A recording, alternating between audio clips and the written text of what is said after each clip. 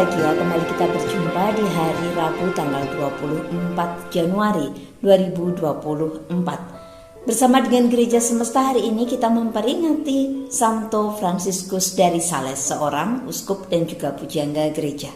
Kita masih bersama-sama diajak untuk merenungkan Injil Markus. Bagaimana hari ini Yesus bersabda tentang 4 jenis tanah di mana sabda Allah itu akan ditaburkan. Yang pertama adalah di tepi jalan. Bagaimana sabda Allah itu ditaburkan dan jatuh di tepi jalan. Namun ketika iblis datang untuk mengambilnya, maka sabda itu tidak akan tumbuh dan berkembang, bahkan berbuah. Yang kedua adalah tanah berbatuan. Bagaimana sabda Allah itu tertanam di dalam hati kita. Tetapi karena ada tekanan, ada situasi yang mungkin mengancam, sehingga sabda Allah itu juga tidak tumbuh berkembang sampai berbuah. Demikian juga tanah yang ketiga. Tanah yang ada semak durinya.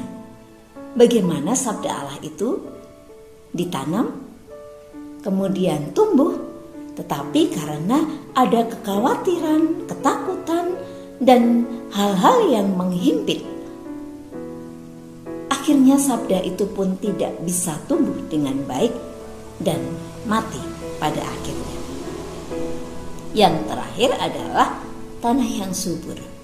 Bagaimana sabda Allah ditabur di dalam hati manusia yang memiliki kesuburan yang sangat baik, sehingga sabda itu pun bertumbuh, berkembang, hingga berbuah.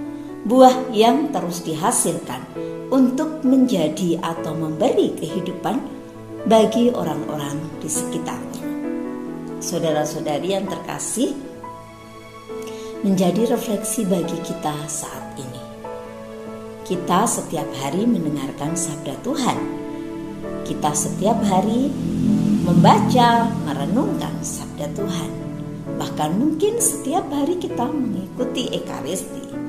Tetapi menjadi pertanyaan kita, tanah seperti apakah atau tanah jenis apakah saya?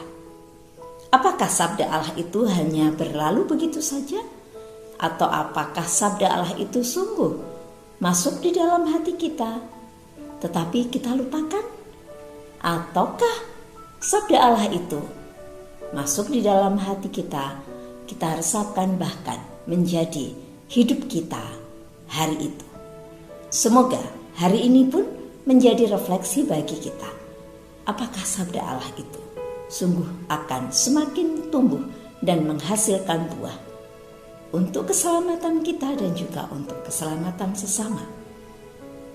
Semoga karena rahmat Tuhan kita senantiasa dilimpahi berkat untuk terus berbuah dan menjadi berkat. Berkat Tuhan memampukan kita